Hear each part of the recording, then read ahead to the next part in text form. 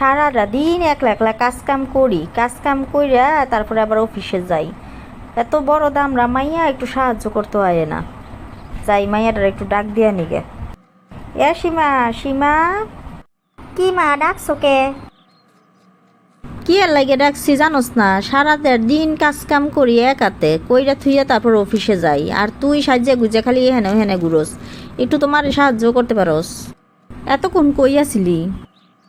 তোমার অফিসের বসের লগেই তো কথা কইলাম, আমার কাছে থেকে খোঁজ খবর নিল আমি কেমন আছি, আমার শরীর কেমন।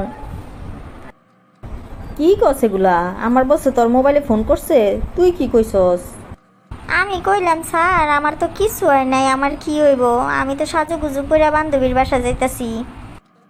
আয় হায়, কি কস তুই এগুলা? তুই আমার কত বড় ক্ষতি করছস তুই জানোস মাইয়া? কেন, কি হয়েছে? আমি আবার কি ক্ষতি করলাম তোমার?